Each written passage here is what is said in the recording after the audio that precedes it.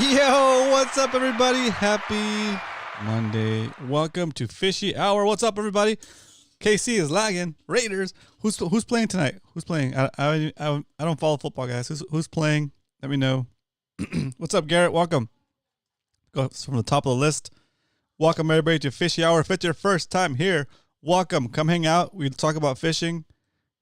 We started just San Diego fishing, but we're open to any kind of fishing. So if you're from out of town, different state, welcome. Put your fishing questions in the chat. We'll tackle those as we go. Let's get started with the show. So first off, Dave Rage, you are correct, sir. You are indeed today's first comment of the evening. Let's go, Dave Rage in the house. Woo.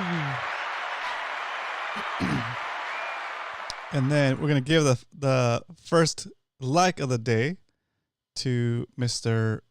Leonard. Let's go, Leonard. Phew. And then I changed my color balance a little bit. Whoa.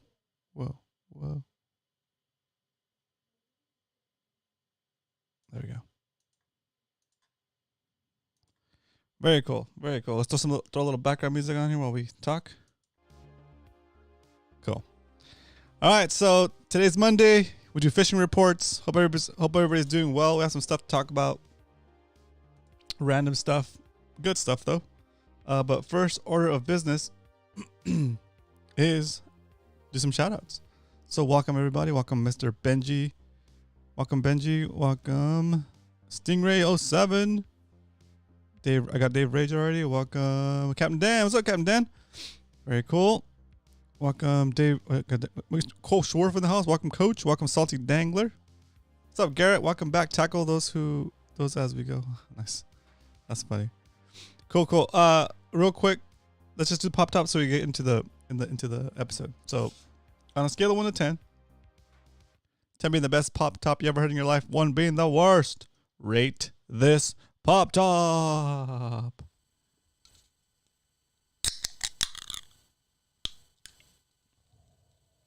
Steamy Sevia. Chew. Let's go. Oh, I see some chats happening here. Let me know in the chat what you're drinking tonight. I got Captain Dan. I got Dave Rage. I got One Cool Tuna. What's up, Jeff? Welcome back. One Cool Tuna! OCT. Carl Black is here. What's up, Carl? Let's go, Carl. What's up, Alex? Welcome, Alex Barajas. Welcome to the show. If it's your first time here, type in first timer in all caps so everybody can say what's up and welcome you to the community.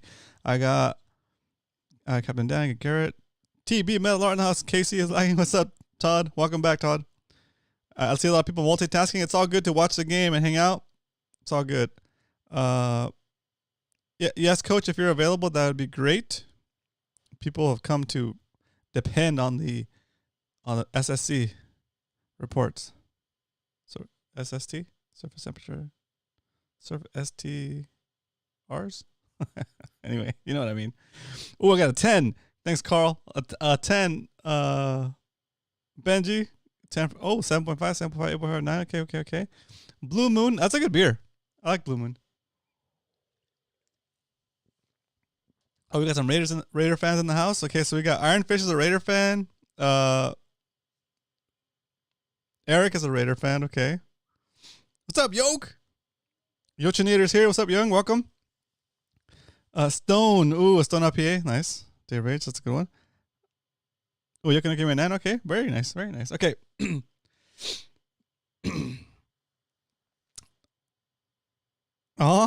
Take it easy on is Brian in here? I think it's Brian's birthday today. Am I right? Can you guys confirm? Is it Brian's birthday today? I think it's Brian's birthday today.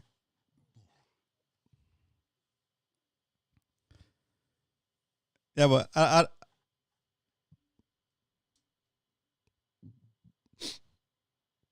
think Brian's not here because he's probably watching the Chiefs. But I think it's Brian's birthday today, so happy birthday to you. Happy birthday to you. Happy birthday, dear Brian. Next to Fish. Happy birthday to you. Woo! All right, there you go, Brian. We'll see you on Wednesday. Enjoy the game. Have a good night off. At One Go Tuna, your KC is going down. Oh, dang, dude. You guys are rough. I like it. Very cool. All right, so we got Pop Top. We got birthday shout out for Brian. Welcome to new viewers. Man, I'm making my way down this list, boys. Getting it done. Very nice. I see you guys are very taking care of it. You guys come in here, you can hit that like button. You guys are awesome. Thank you. Yes. Have you guys been out there looking for bugs? If you have, make sure you send your photos of your bugs, or actually photos of any cats you want to share this week on Wednesday for PB shoutouts. Make sure you send that to Brian at Brian Likes to Fish on Instagram, or through our Discord server at Brian Likes to Fish. What up, compa? It's all good there always. Next time. Okay, very nice. Okay. This kind of came up in the chat in the beginning of Doc Talk, and I think it's kind of cool for us to just talk about it real quick. So the original, when I envisioned having a bunch of friends that are like into kayak fishing and in the same sport with that same mindset, I also envisioned that as a way for us to be able to back each other up in situations that just come up in life, right? And it's not something that I'm asking you to do always. It's not something that I'm asking you to take advantage of always, but it is something that I would like for us to do for each other as a kind of like a tribe thing, like we take care of each other, right? So Benji had some issues with his truck driving home on, I think it was a Saturday or Sunday, and his truck broke down, so he had to get it towed. But then he had to get a different tow truck to tow his boat, right? I had no idea that was happening, Benji, and like I don't think anybody else in the club had any idea that was happening. But for those types of things, I'd like to make myself available for you. Just, you know what, hit me up on Discord and be like, hey dude, you know, I know it's weird, it's Saturday or whatever, it's a Sunday, but my car broke down. Can you help me hitch up my boat to your truck and just tow it home for me? Dude, that's something that's like an easy thing for me to do. I was actually pretty close to where you were. I live down the street or down the freeway. But not only do I make myself available for that kind of stuff, but like Captain Dan just volunteered. You know, it's like we have a lot of support within our within our group that we can help each other avoid kind of that $200 tow fee, you know. And maybe you just pay it forward next time, or maybe you give the guy $50 for gas, whatever, but it's not going to be $200 to get it towed, right? And all of us, or a lot of us in the club, have experience towing things, or have the vehicles that are capable of towing things. So just something to keep in the back of your mind. Something to keep in the back of your mind, right? Is ask the club, you know. And then if somebody asks in the club for some help, and you can help, and you're ready to, and you're able to, then you volunteer. Or you say, "Oh, I got you," right? And then when you come back and it's your turn to ask for help, then we got you, right? That's the whole point. That's the whole point of the. Well, it's not the whole point of the club, but that's an added benefit of having such a network of people, right? We got to use that network of people that we have, and it's for the greater good of all of us in the group. So thanks for sharing that story, Benji, in the chat, because that kind of triggered me to like remember to remind you guys of that. It's kind of like a benefit of the club, really. Hit that like button, people. Thanks, SoCal Steve. What up? SoCal Steve. Garrett has agreed. We tow boats for future fishing trips. That's right. That's right. That's right. Very nice. Yeah, like it's up to you guys to figure out like what kind of payment you want, but like, you know, it's like it's not going to be as harsh as a tow company, right? Very cool. All right, so I'm glad we got to talk about that a little bit. Stay tuned. We're going to have Coach on here later so we can talk about the regular San Diego fishing report like we always do. So we're always going to have that. I reminded you about the PB shoutout submissions. Okay, good. Okay. Now we're going to talk about Now we're going to talk about something that maybe put out a private email with our phone numbers just in case. Captain Dan, that might work. But the easiest thing would be if you want to reach out to somebody in the club, the best way to do it without knowing their phone number is just to call them on Discord, because all of us in the club that are pretty active are on Discord, and it'll ring your phone like it does. It'll ring your phone like a normal phone call, and you don't need to have that person's phone number, right? And once you get the initial contact and be like, oh, you know what? Can you help me out with this? Like, oh, sure, yeah. Let me get you, and they'll maybe text you the real phone number so you can keep in touch while they're coming to get you or whatever, and then that way we don't have to distribute everybody's phone numbers out. Discord does not ring me, even though I try to set it up to do it. Oh, interesting. All right, we'll do some testing. We'll figure it out. Eric, do you get a notification if I send you a private message? I accidentally called someone on Discord, says Dave. Yes. Hey, thanks, Benji, dude. Thank you. You know how we do, buddy. You know how we do. So it's good. And don't feel like I'm lecturing you, Benji. It was just like a good opportunity to have that discussion. So thanks for bringing that up. All right, cool. Yeah. Then that works. You know, just message people, and then we'll figure it out. Or even easier, if you don't know a specific person you want to message, just put it in the general. You know, put it in the general. Hey guys, I'm stuck out here. Can anybody help me tow? Boom. Somebody will respond, right? Okay, very cool.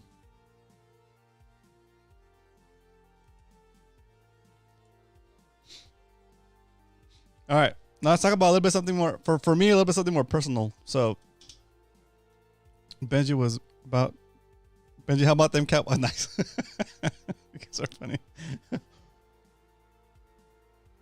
So I think through the COVID pandemic stuff, I got into the keto diet, and at one point I was down to like 147 from 184.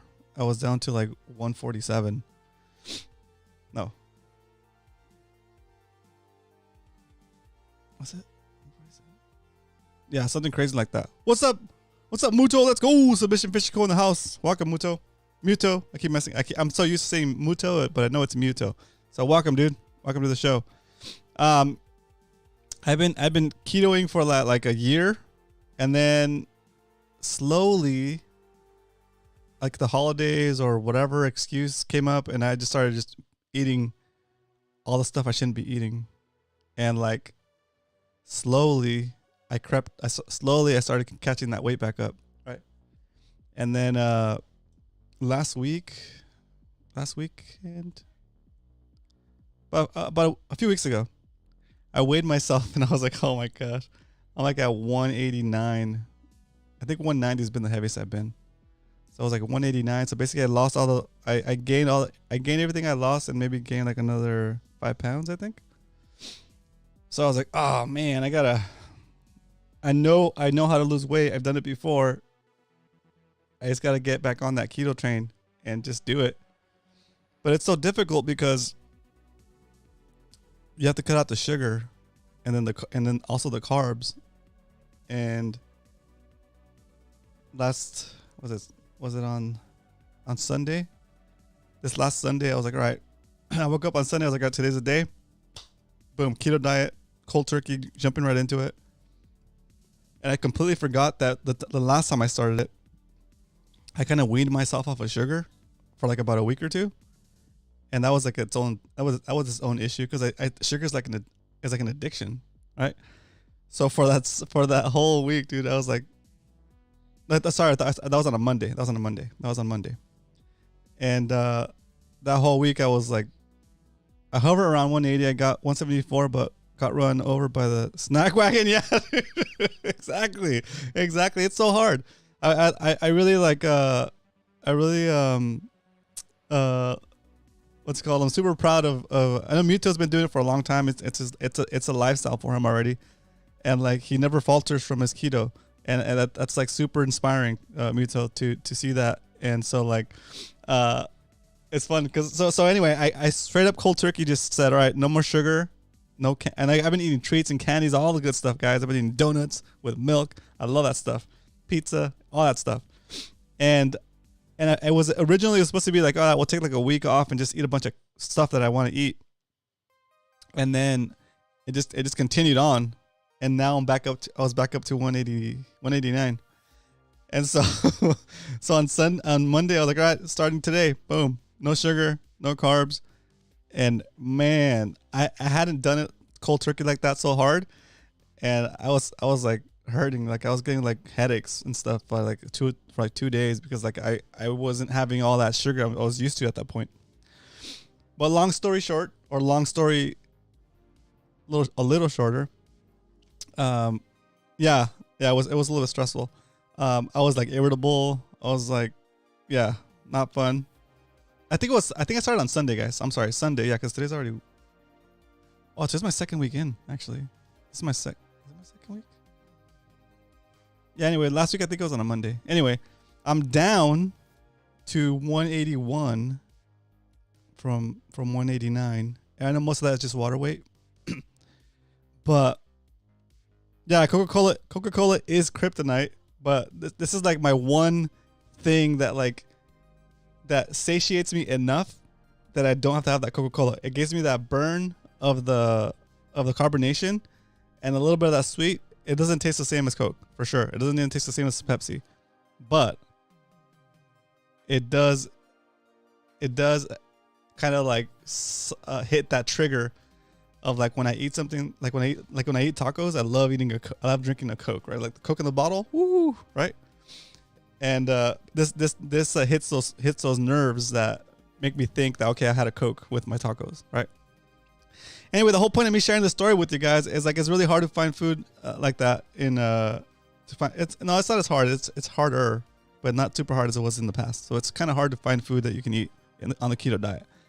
And so from the last time I did it, I had a recipe for keto tortillas, and I kind of knocked some of those out. I made those, and that kind of makes things way easier for me because then I feel like I have some kind of carb, even though it's not carbs.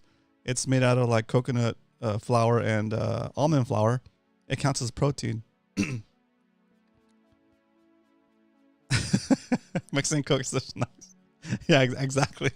So anyway, the whole point of me telling you guys a story is, so I made these tortillas, and I wanted to.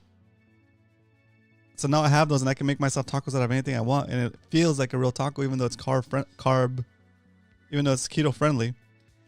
And so on Saturday, I was out and about with the kids.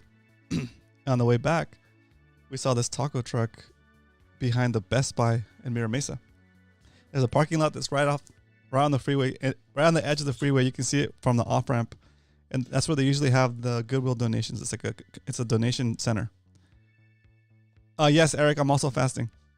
I'm not doing quite one meal a day, but I am eating between 12 p.m. and 8 p.m. So I'm giving myself an 8-hour eating window where I can eat whatever I want except for carbs and sugar. And so we swing by there, and I'm starving because we were doing stuff. I took him to a kid's birthday party, and then we went to Guitar Center, and then we came back, and on the way back, I saw this taco truck. I was like, oh my God, it's a taco truck right there.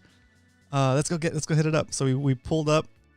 I took the kids there, and they had tacos. I had tacos, and I cheated, guys. I had tacos, but with a single tortilla, but regular corn tortilla. So like that kind of would have ruined my diet. But I was so hungry, and I felt so guilty. But I had like 4 tacos, so 4 tortillas, or little ones. And then I was like, oh man, that sucks. I might have ruined my diet, but that food was so good. So I was like, all right, I gotta figure it out. It's like, so as I was leaving, the guy at the taco shop said, hey, on Sundays, we have birria, which is it's stewed beef or stewed goat. It's really good. Yeah, you're right, Muto. That's what I should have done, just ate the feeling. So you cheating on MFC like that? Nice. What up, John? We're talking about diets and stuff. Still kind of fishing related eventually. And so what ended up happening was I was like, all right. He said, yeah, we open at 3, and we have birria on Sundays. You should come. I was like, oh, it sounds so good. Yeah, they have pastor tacos Saturday and Sunday. I was like, oh, it sounds so good. Okay, let me figure it out. All right, I'll see you. I was like, I'll see you Sunday. I'm coming back. So next fast forward, next day, Sunday morning, I go through my ingredients bin, and I remember that Captain Dan gave me all of the extra flours that he had when he was trying to figure out gluten-free dough for salty. He gave me all of his extra ingredients that he didn't end up using, so I had like the extra flour that I needed to just bust out a batch of my keto tortillas. So I was like, all right, I made the dough and had the kids help me press the tortillas, and I made a batch of keto tortillas. And then, oh my gosh, I'm getting like, my mouth is watering, and I'm thinking about it. I'm getting happy because that morning, it was like at 3. I show up to the place at 3. I'm the first one in line. They're still setting up the chairs. The guy recognizes me. He's like, "Oh, what's up? Welcome back." I was like, "Hey," you know, like, I can't really have regular tortillas. Do you think it'd be okay for you to make my tacos with these tortillas? He was like, "Sure." I was like, "Oh, yes." So I showed up. I brought my own tortillas. I brought my own drink, cold and frosty, just like this, sweating in the heat. And he made me some birria tacos. They were so juicy and so delicious.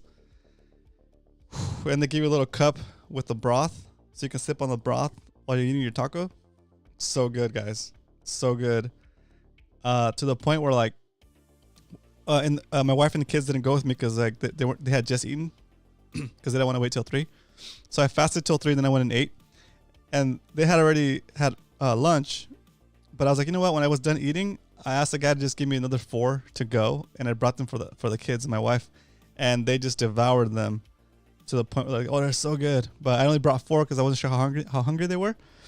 And then later, like for dinner time, they're like, "Hey, can we go back and get tacos?" Like, yeah. So I took them back. I fed them tacos that night too, that Sunday night. So very cool place.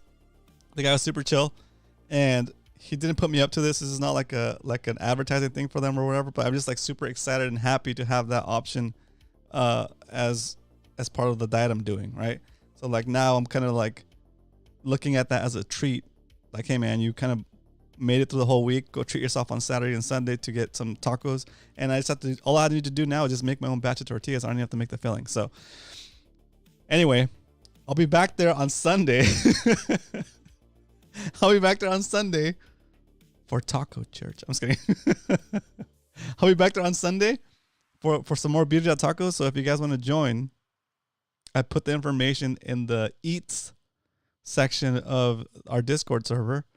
I'll be out there on Sunday at 3, right when they open, because they get pretty. They're starting to get busy. They just started setting up in the spot, and they're starting to get busy already. So it's really cool. But yeah, show up, and if you want to come out, meet me there at 3. We'll hang out, have some tacos, bring your own chair, because it's kind of in a parking lot. They have an easy up with some tables, but it's probably better for us to just eat out of the back of our trucks with some lawn chairs and stuff. We'll just have a party in the parking lot. So party in the parking lot, MMFC tacos, Sunday at 3 p.m. Muto, if you want to come, I'm gonna have plenty of those tortillas if you want to try them, or you can just eat the middle if you're gonna show up. Okay, but yeah, it's just such a cool thing. Such a cool thing. For the MacBase party, I can either bring pozole or birria. Eric, that's fantastic. Yeah. Sunday, I will be serving hot dogs on Alamitos Bay. What? Oh, that's wait. Is Sunday the trip? Ooh, hang on, guys. Hang on a second. Did I accidentally step on the meeting? Let me see. Sorry, Carl. Look at this. My Discord.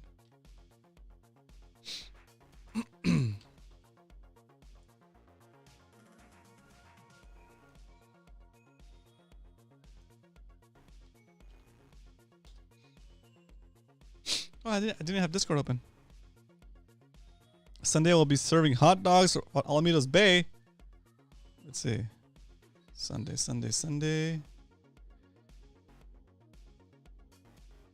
It's Fishing Connect, LAOC. The 16th. That is Sunday the 16th. Oh, okay, cool. Ooh. All right, I might change the date I might change the time for meeting at the taco shop. Maybe like we'll do it in the evening. I'll update the Eats channel because I really want to see if I can make it to the LAOC outing. I plan on the 16th. It's been a while since I've fished. Okay. So yeah, that kind of changes things a little bit. But these guys don't close until 10:30, so I'll probably have dinner there. Okay. What's up? Yeah, we're talking about tacos, bro. Yeah, this Sunday is the LAOC meetup. Okay, let's announce that officially, right? So Carl and Jesse and a bunch of the guys that live in the LAOC area, guys, are having a meet. Okay, it's the MMSC meet, and it's basically the LAOC chapter. So that's gonna happen on the 16th. So that's on Sunday. Sunday the 16th. Where is it? Right here. Okay, it says try to be ready to launch by 6:30. Okay, Elliot. Okay, go. Oh, I see there's okay.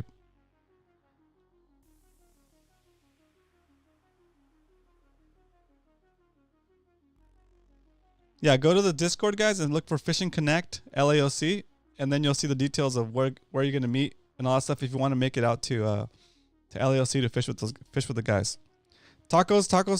Sunday. Yeah. I will update. I'll put a notification in the Discord server about Sunday, about what time we're gonna have tacos. If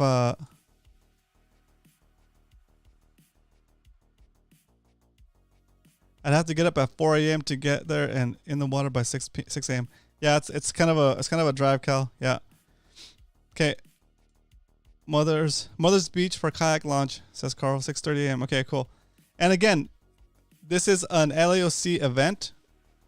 It doesn't require us to drive up there, but they want to start having events too, which is great. I love it. So if you can't make it, you can't make it. It's all good. They're still gonna have fun out there fishing, and hopefully, Carl, you can send us some pictures of the group and just some of your catches so we can feature you guys on PB shoutouts the week after. Okay, or that week after you fish. Very cool. All right. So yeah, for now, let's just Sunday 3 p.m. taco night or taco lunch or taco early dinner. I don't know. Tacos at 3. Tacos at 3. Party in the parking lot. Let's go. All right. Yeah, but anyway, I'm super happy that I found this place. I'm super happy that I got the system for like rewarding myself for sticking to my diet. Let's go, compa. To LAOC meet. Nice. Mother's Beach. Okay, good. Okay, good info. Good.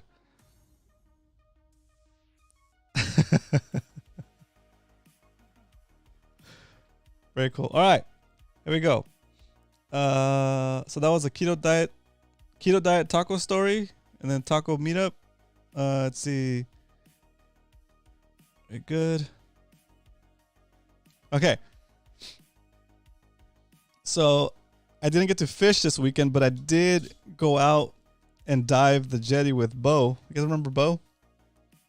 I went diving for lobsters with Bo. We went a little early because I didn't want to be out there too late, and it was still the sun was like setting as I got in the water, and I don't know if it was too close to a full moon, but like they weren't even crawling. It was like soup. At first, I didn't see any bugs, and then I was even shining my light like deep into the holes, and I couldn't even see any. Normally, you can see them start to stage up, start to get ready to come out of the holes. You look through the hole, and all you see is like you'll see like the antennas doing that kind of stuff, right? Like you won't see the actual lobster, but you start to see the antenna of the lobster because they're there. And I wasn't even seeing that at first. I was like, man, that's weird. It's like no lobsters.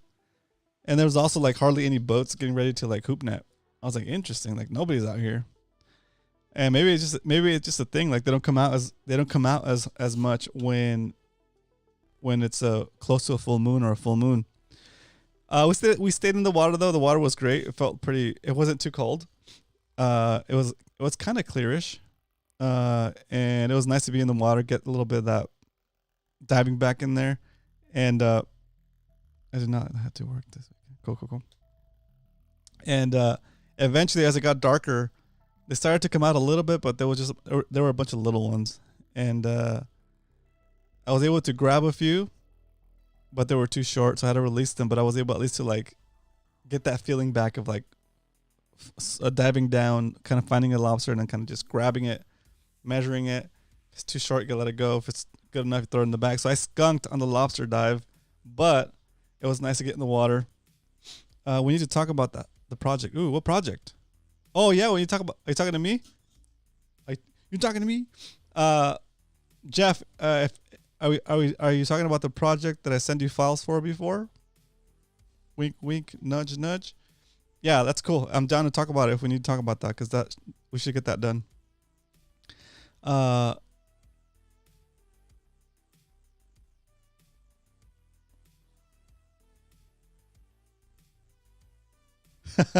Carl, I know that song. I can hear that in my head. Holy diver. That's a fun track. Called Tuna Ambassador. Cool Tuna Ambassadors. Ooh. Yeah, I sent the image last week. Oh, dope. All right, I need to go. I need to find it. I need to find it. I'll get back to you tonight. Very cool. Holy Diver is Holy Diver is a sick song. Yeah, it is. It is. Holy Diver. Okay, so that's good. We got that done. Whoa, hold on a second. What's going on? Cool. Yeah, so that was my lobster diving experience. My first lobster diving experience of the season. But I went and got my lobster card. I'm all set. I'm ready to go. So I am ready to go do the hoop net thing or the dive thing. The dive thing right now seems more appealing, but I'm down to soak some pots too. Soak some lobster pots. Cool. All right. I think that covers us for the most part. How many people were out there? I'm telling you, Kevin, it was weird. There was one boat that was constantly, annoyingly too close to us. Like they had the whole. There was me and Bo. It was Bo and I diving, and one guy and two guys on a skiff, like a skiff boat, and they were dropping hoops, kind of like on opposite sides, like behind us and ahead of us, and they kind of kept going back and forth, and it was like kind of a little distracting because you can hear the boat motor in the water. You can't tell where it is, but you can hear it everywhere. So it's kind of scary when you're coming up in the dark, like if the boat might hit you, right? But it would just seem weird that like they were setting hoops like right where we were. They should have been like setting hoops anywhere else. Everywhere else would have been great. And it was just us four basically. Yeah, it just didn't make sense. I don't lobster fish, but if anybody wants to go lobstering off my boat, I'll take you. Oh, Eric, that'd be fun. Have you taken your boat out at night yet, Eric? Yeah, it's sketchy to that. Yeah, exactly.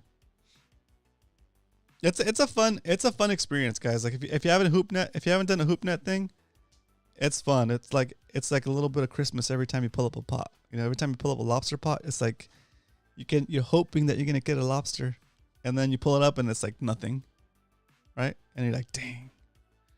Or you pull it up and it's like the mother load. It's like 6 lobsters in there, and then like 2 or 3 are legal, and you're like, oh, that's crazy. We're almost done for the night, right?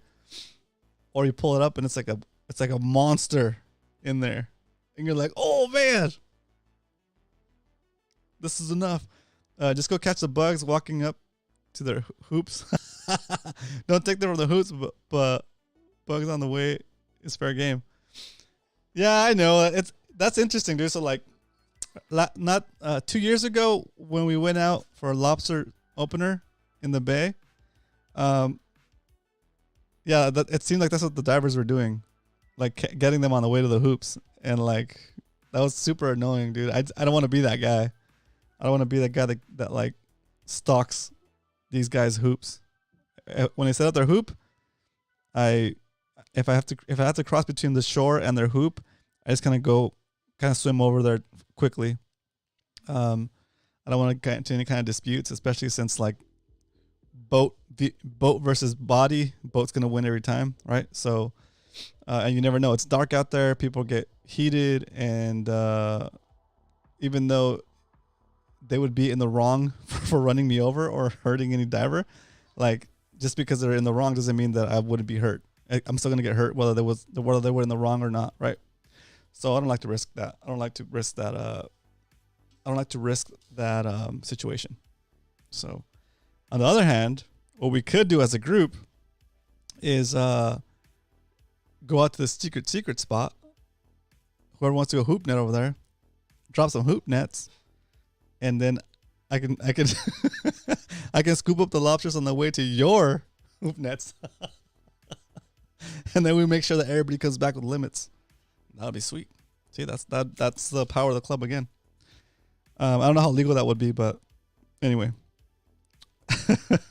Low-key hate the divers that can't my help. There you go. See, there you go. Spotty at best, and that's exactly the situation that I would like to avoid, right? What if spotty at best? What if you see a diver, right, and you set your hoop along the rocks, and you see that diver dive between your hoop and the shoreline, right? Then those are the bugs that kind of might be going out towards your stuff, right? But if you see that same diver kind of swim past your hoop and then dive, you feel a little bit respected, right? You feel like he's not invading your lobster space or your hoop space, I guess you could say it. So I just think that little tidbit goes a long way towards like that kind of like already strained or intense relationship between the guys dropping hoops and the guys diving for the lobsters in the water, right? Scoop them into your net. Scoop them into my nets. Nice. Y'all can have the roaches. Do you need a permit to hoop net or lobster? Yes, you do. It's $12 or $13 if you already have your fishing license, which I think you do, Young. And then once you get your license, it's like it prints out like a giant roll. It's like maybe like 3 or 4 feet long, and it's got a bunch of it's like a Excel sheet, a little Excel sheet, and you put the date, the day, the month, the year, the location ID code that's on the thing. Also, you put the gear ID code, which is how you're getting the lobsters: hoop nets, skin diving, scuba diving, or I forget what the other one is. I forget what the third one is. Oh, sorry, what the fourth one is, but there's options. And then you fill out your card, you go get your bugs, and then when you're done at the end of the night, you put how many bugs you kept on the card. It's like your bug count. It's pretty cool. Spotty at best says that's fair game, but some guys hang out half a foot. Nah, yeah, that's too much, dude. That's too much. For reals. Spotty at best. That's too much. Yeah, you can't do that. You can't do that. You can't hang out on someone's net. Matt, what's up? Anyone ever have a nasty tasting lobster? Ooh. To be fair, bad diet. Last year I had a couple. They were fresh too. Interesting. That's interesting, Maddie. Was it like bitter tasting, or was it? Because to me, like the lobster usually tastes a little bit sweet. What was it? What was the taste profile? Was it bitter? Like was it going spoiled or something? Did you cook it right away? Did you maybe leave it out overnight and cook it the next day? How long had it been dead for before you ate it? SoCal Steve says, will fill out ahead of time if you're not. That's very true, SoCal Steve. That's a great pointer. If you're gonna go lobster diving or lobster hoop netting or lobster fishing, whatever, you have to fill out your card. Even if you haven't got anything, even if you haven't caught any lobsters yet. If you're in the act of fishing for lobster, you have to fill out your lobster card, because that tells them that you made an attempt to fish for lobster cards. Even if at the end of the night you put a 0 at the end, you still have to identify that you lobster fished and that you got 0. Very cool. Anyone catch and cook sheep crabs? Ugh. Somebody caught a sheep's head. A sheep crab on my diving forum, on my diving Discord, and he cooked it. It looked so bright red. It looked like it was made out of fondant. Like I thought it was like a cake. It was so bright red. I don't think there's enough meat on those things to be worth catching, because you really just eat the legs, you know. But I've never caught one. I've seen them, but I don't think they're worth harvesting. Tasted like petroleum oil? Jeez. Oh no, that's a question. Sorry, that was a question. Let's see. Still out of head time, but if not, they can fine for not filing it. Yeah, exactly. It's super long. It just.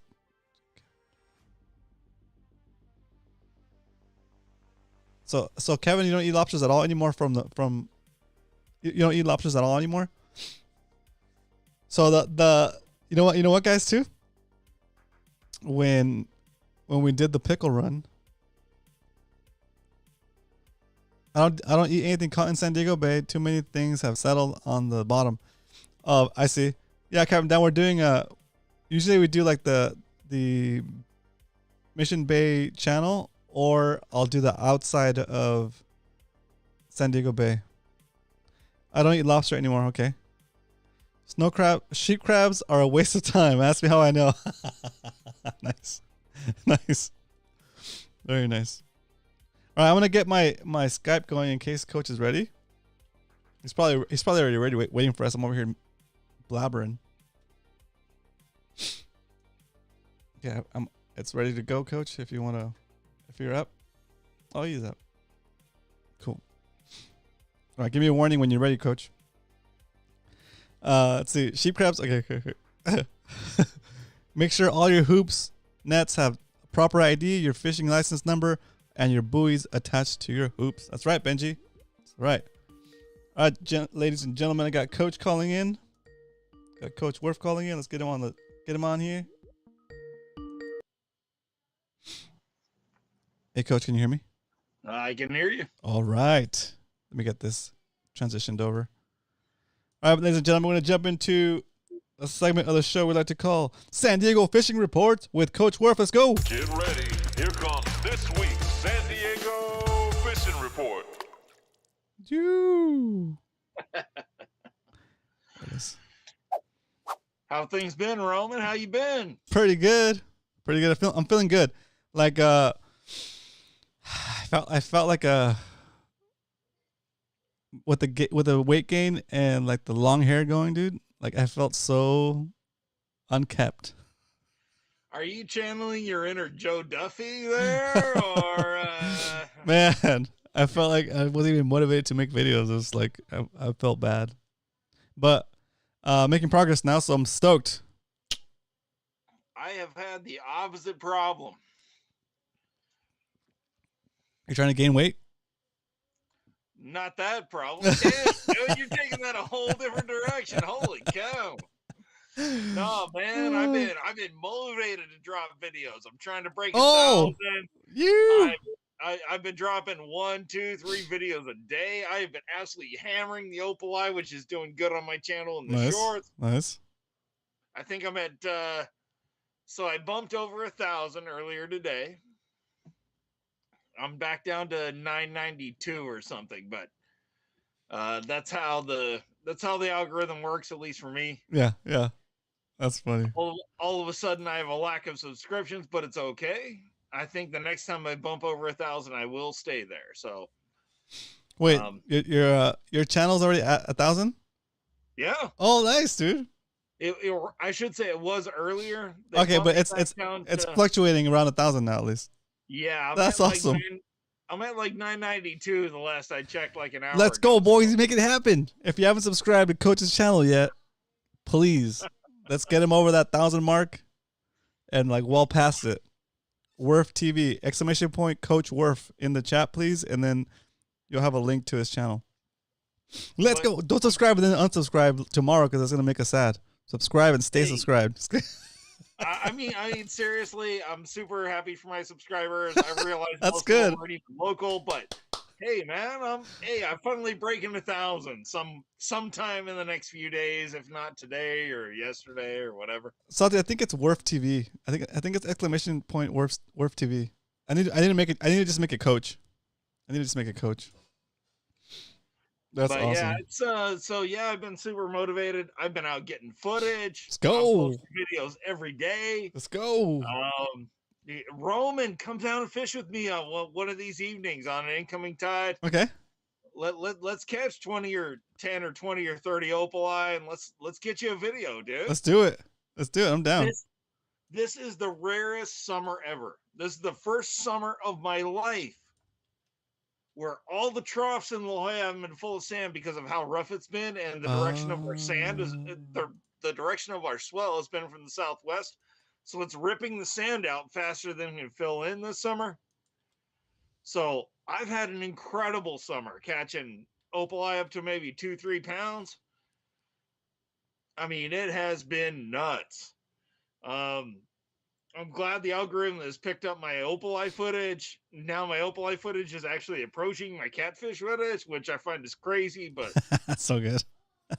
I mean, seriously, come down. Let's make an episode, pick an evening, incoming tide, mid-incoming, and we'll do it, dude. Sounds good. Let's get some footage, dude. I'm down. I'm Damn. down. Yeah, I'm ready. go. I'm ready. Let's go. I'm motivated. I'm motivated for the 10,000 mark on my channel. Like, I changed my little counter thing so it shows me my main channel. I'm at 7,670 subs. So Dude, I'm like, I'm closer to if you were 1,000. dropping 2-3 shorts a day. I know. I'm closer to getting 10,000 than to- I am to 5,000.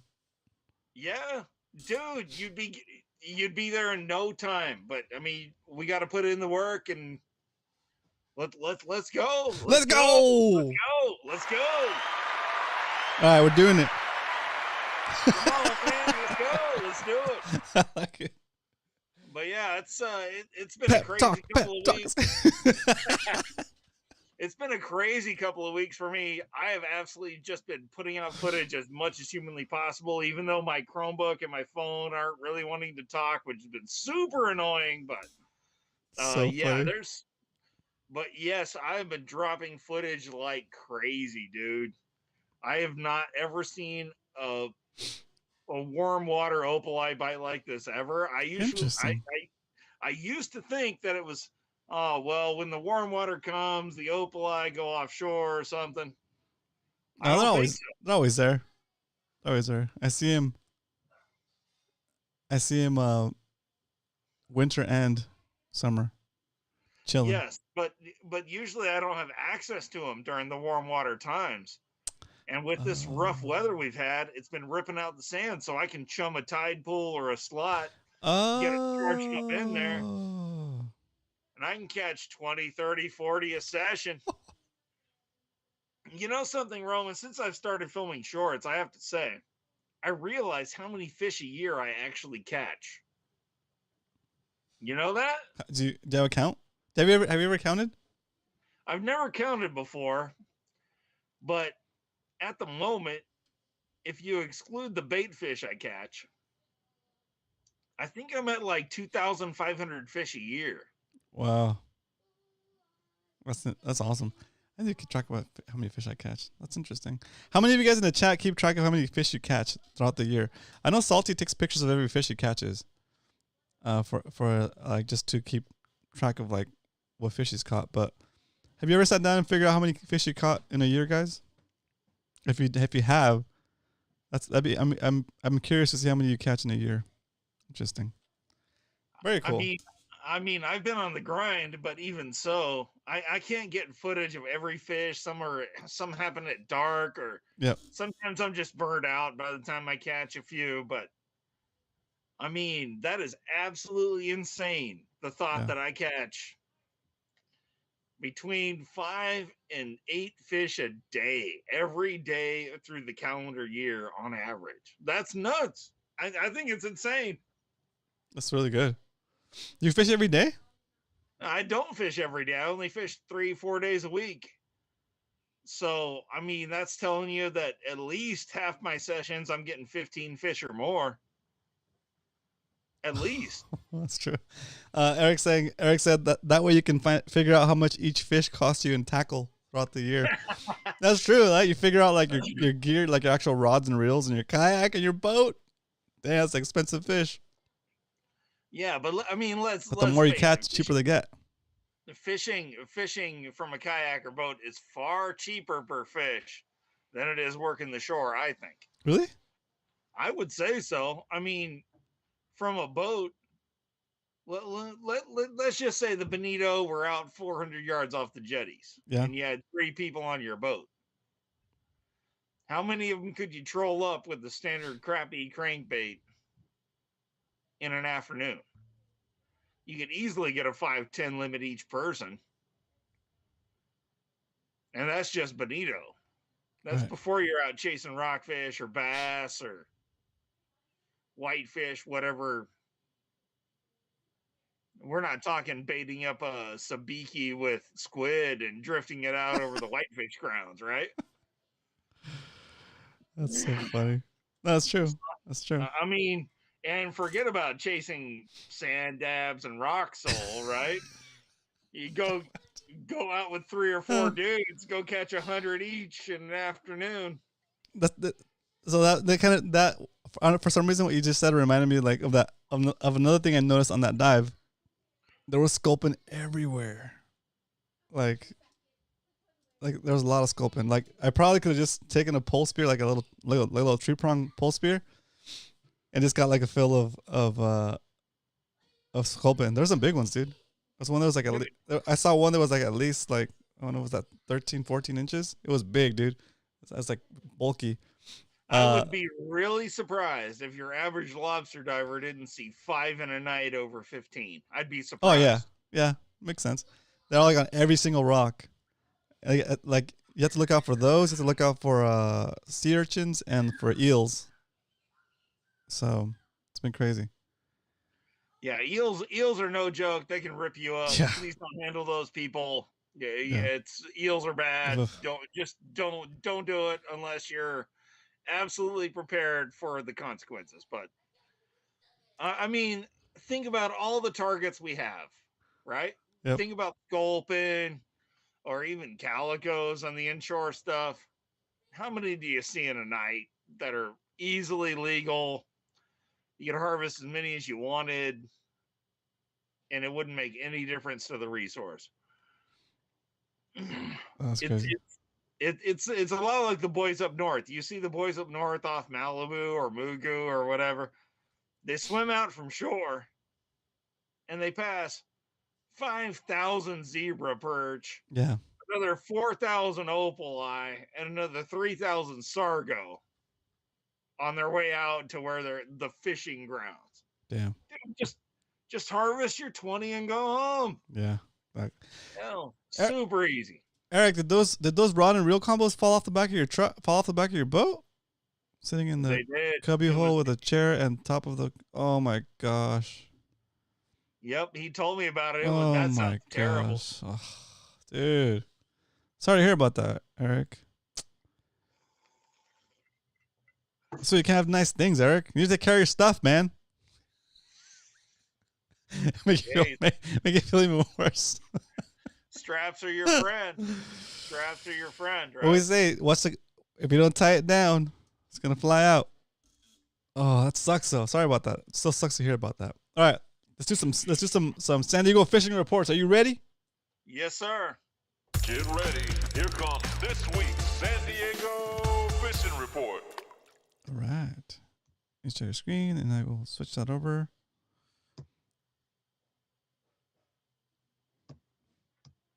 Discord, screen, go host screen. There it is. Let me know when we're ready. We're ready. All right. So basically, the tide is coming to the end of what is useful to me. This low tide at 4:17 today, a high at 10:29. It basically screws me over pretty hard once we're past Wednesday. I need water to fish in, and on shore, without it, we don't have much. So for the guys who are shore hooping, shore lobstering, diving from shore, those having a little more water to swim in really helps you, or throw your hoops in. For me, having some water to carry my chum is super important. So I've only got maybe tomorrow and Wednesday, and then I'm done for the week in the evening.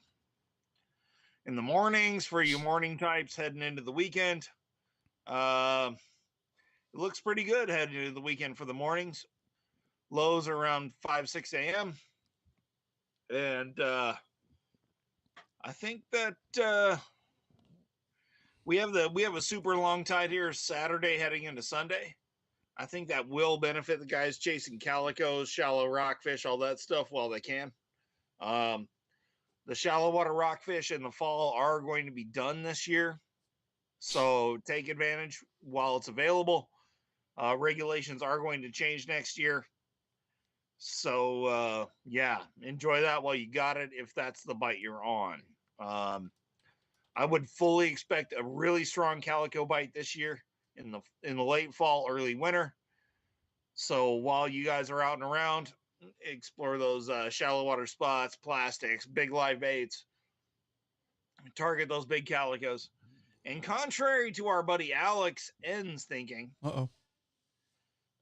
yes, calicos do take a while to mature in human terms, but every rockfish you've ever harvested that was big is older than the oldest calico that's ever been recorded. So interesting.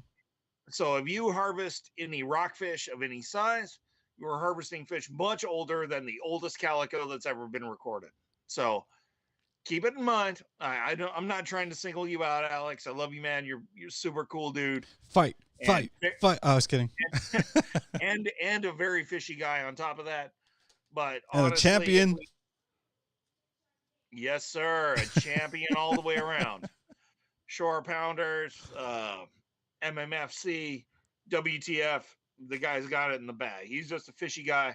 But keep in mind that, yes, while calicos take a while to grow, every rockfish you've ever harvested that was big is older than the oldest whitefish that's or calico that's ever been harvested. So, I mean, if you really want to keep it sustainable, keep the whitefish. I get it, but at the same time, don't feel guilty about harvesting a few calicos. There's plenty of them out there. They spawn 400,000 or 500,000 at a time. So yeah, I mean, it's really nothing to worry about, in my opinion. Of course, do what you feel is right for you. But yeah, there's no reason to worry about harvesting calicos. We got plenty, loads of them off of our shores, totally sustainable. Everything's good. So I wanted to post this report from the Pursuit. The Pursuit got into the Dorado today. It looks like so cute. Yeah, this is up north. Up north. This is up north. This is up off LA and OC. Wow. So there are still some Dorado, and I saw a great report today off of Oceanside. Some guys got into a mess of Dorado. It was a couple of dudes on a skiff. I'm not sure how much I can say about it other than it is up on the Shore Pounders Discord if you're part of that. But yes, some guys off Orange County at OC, LA, North San Diego County got into the Dorado today. Perfect. I didn't hear about a bite farther south, but there are still Dorado out there. They're still biting off and on.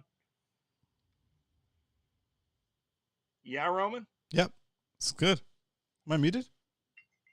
No, you just sounded like you wanted to say something. Oh, no. I'm just excited. That's a cool picture. Looks so stoked. Yeah, this little guy looks totally jacked out with this Dorado in his hand. So don't act like the offshore season is over yet. It may be sporadic. You might have to work at it, but yes, there are still Dorado, tuna, still stuff going on. Young said somebody caught a 50+ pound Dorado near Catalina. I would not be surprised at all. Huge. Dorado don't live that long. If there's little Dorado, there's big Dorado. The big Dorado are the bulls. That's a nice one, though. Yeah. Jeez.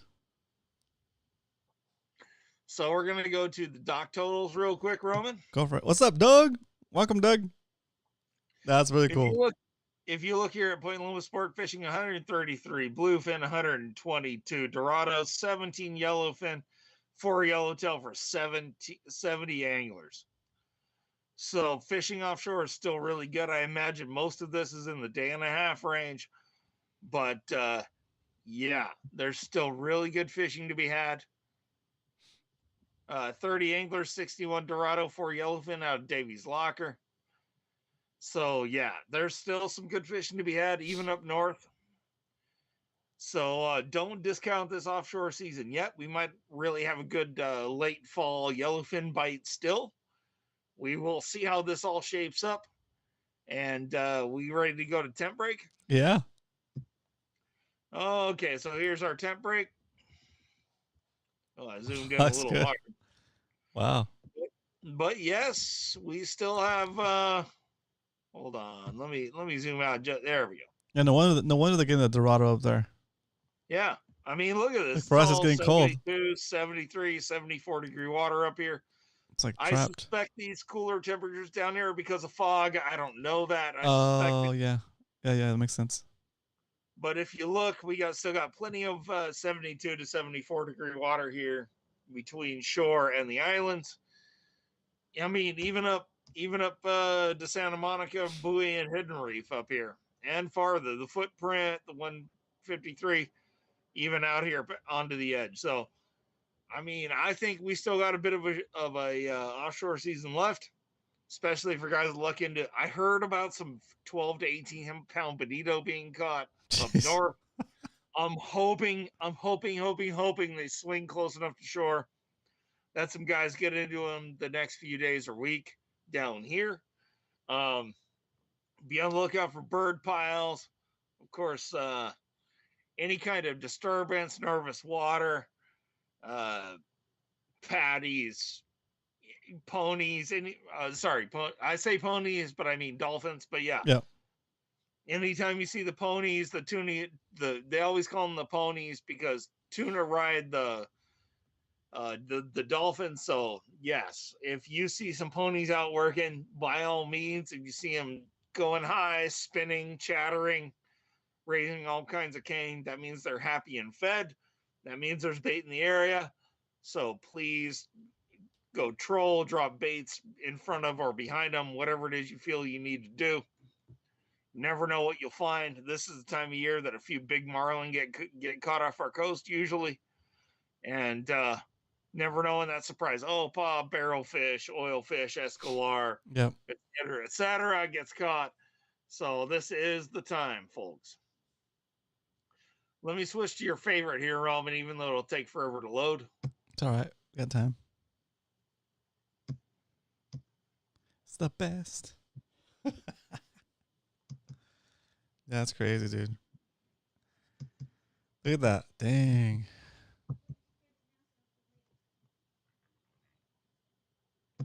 I mean, it's pretty nutty. This is according to your favorite SST. I mean, we got pretty homogeneous. Yeah. Not really concentrated zones until you get here south of Ensenada. But yeah, there's some really good water here on the inside of the islands. And thanks to our local bathymetry, I think that we could be getting into some cow and super cow tuna well into next month. Jeez. I mean, there really is no telling. But super fun stuff. Man, look at the Mar. The Mar's still hot. Yeah, dude, that's crazy. Man, John went out there over the weekend and just straight up jacked them, both on spear and on hook and line. Anybody thinking about heading down to Gonzaga or parts south down there? Oh man, you're in for a treat this next couple of weeks. Let me switch to NOAA here, Roman. Okay. And you can see that our water is still being funneled in between Cedros and Guadalupe. It's still being funneled up the Bight. Not much push from the north. So it looks like the north's going to get cut off right there at the top. You see it? Yeah, it looks like it's going to pinch it off right there. You're right. But we'll see how this goes. Of course, tuna, Dorado, yellowtail, yellowfin tuna. I think the bluefin will be with us well into December if they ever stop biting this year. So that's crazy. Pretty insane stuff. I mean, guys who hang up the fishing pole in September, I don't know what to tell you. This ain't the year to do it, I don't think. Yep. That's awesome. Let me switch back to my face here, Roman. Face cam. That's awesome. No, that's good. Like, I mean, there's always something to fish here in San Diego, but it seems like it's going to be a lot more options even going into the winter time. So that's really cool. So it doesn't happen every year. Indeed not. I mean, we have some great winter options from big surf style bass to big calicos and sand bass on the shallow structure to, at least for now, some great shallow water rock fishing. This will switch to deep water as of next year in the late fall, so be ready for that. I'm really hoping that they really open up regulations on the black cod, damn, what do you call those things? Damn it. The black cod, but yeah, it's sable fish. Yes. Yeah. Sable fish. I'm really hoping. I didn't know anyway, Coach. I wasn't. I didn't know. But I'm really hoping that they really open up the sable fish for next year. That would be super awesome if we had a 12-month season on those down to 12 or 1,500 feet. Wow. We could really use it. Those fish are underutilized, underharvested, zero harvest essentially. Oh, so that's they're currently zero harvest. Almost. Okay. I mean, it's less than 0.5%. Wow. From what I've seen. So I mean, we have this great eating fish that lives offshore, down to 3,000-4,000 feet, and essentially they are never harvested by anyone. Never by. We have a small commercial fishery for them, but otherwise there's almost no harvest of sable fish. I would love to see sport anglers getting in on that. And so is that bit by choice, or because people just don't know, or because they're not allowed? We're not allowed to take those. Well, we haven't been allowed to fish deeper than 600 feet for a long time for a whole bunch of different fish, including the sable fish. Yep. So I'm hoping that they open up thorny head, sable fish, Dover sole, grenadier. I would love to see the deep water spots for those between 600 feet and 2,000 feet open up and see guys loading bags and coolers with those fish. I would love to see it. I really would. That's cool. Very nice. Sweet. All right. Well, it's getting closer towards the end of the episode, ladies and gentlemen. You know what's coming up next. You ready, Coach? Yes, sir. Wisdom of the week. Makes me laugh every time, Roman. Every time. So essentially, it's this season is going to be what you make of it, right? A lot like marriage or your job or whatever else you got going on. Life is largely what we make of it. So if you decide to go out and chase down those end of season bluefin and Dorado, well, you might get really lucky. You might really score some. You might get a couple. You might get none. That's fairly typical for the end of our offshore season. I have heard of a few super cows being taken this week and last. There's been some really good Dorado reports off and on, both from party and private boats. I really think that the inshore calico bite is super underrepresented. We should be coming up on that time of year where big calicos, big sand bass, structure at less than 125 feet really play a role. Maybe even live mackerel dropped onto these spots. There's still some home guard yellowtails. There's still some rat yellows hanging around, according to some of my friends. So get out there, get on them, put in some work. It's coming up on the end of the pelagic season, but I think you can still do good this next week or three. Yep. Maybe 4 or 5. It'll all depend on how the offshore scene shapes up, what kind of wind events we have coming on, what kind of swell events we have coming on. There's no excuse if you want to get out, not getting out. I mean, we've had an incredibly rough summer. I get that. But even for us shore guys, that presents opportunity just as much as it presents difficulties trying to fish through grass or whatever. We have just as many opportunities as we do shortfalls. Now's a great time to target opali, big calicos, and close. I've caught numerous decent calicos the last week or two. Up on my channel if you want to see any of that stuff. There's been some great fishing in close. I mean, I caught a 15, 16-inch calico, not 10 inches from the rocks the other day. If they aren't 10 inches from shore, they're 100 yards out too. So, nice.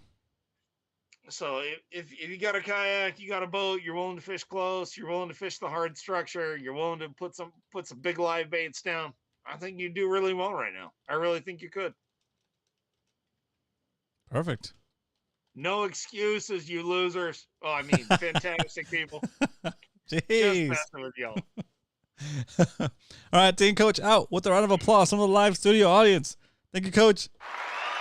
Take care, Ronald. Have a good one. All right, guys, go make sure you do go and if you are inclined to watch and learn from Coach, go check out his channel, Worth TV. Salty, I added ! Coach, so you can use that now instead. Make it easier on everybody. ! Coach will give you Coach's fishing channel. Go check it out. Give him a sub, and let's get him to 1,000. Okay, awesome. Very cool. So along the same lines of Coach's wisdom of the week he gave today, yeah, I think it's a good practice to constantly try to improve yourself or something, a skill that you're working on, even if it's a little bit. If you can improve at something one tiny bit, then you'll be that much better next time you do that. And then again, improve at it a little tiny bit. And then the next day or the next week, and a little tiny bit, and a little tiny bit. And next thing you know, you've increased your potential. You've learned, you've grown, and it's gonna seem like it wasn't that hard because you spread out the work. You made it small bites, constant. Always be trying to figure out a way to improve whatever you want to improve at. Okay, come up with a plan. My plan right now is to get my weight back in check, get that channel to 10,000 subs, and spend lots of time with my kids and get him ready for life. All right, ladies and gentlemen, thanks so much for watching the show today. I hope you enjoyed it. Shout outs to Mr. Cal, Cave Dog in the house, Benjamin Moreno, let's go. SoCal Steve, Dave Rage, Leonard, Salty, Eric, thanks so much for helping me mod today. Mr. Dario Simos, what up, Dario? Let's go. Doug Esueño in the house, Worth TV, thanks so much, Coach, for jumping on. Richie Rich, I got Captain Dan, Jeff, One Cool Tuna, ! OCT, Todd, TB Metal Art. I'm not sure if Brian made it on or not, but I think, is the game over? I think the game's over. Well, congratulations to whoever won. And if you lost, better luck next time. Shout out to Tyler, SoCal Steve, Iron Fish, Captain Dan. Who else we have here? Young Yokinator. And last one would be, last but not least, Mr. C Samurai. Thanks, Kevin. You guys have a good night. Peace. Woo!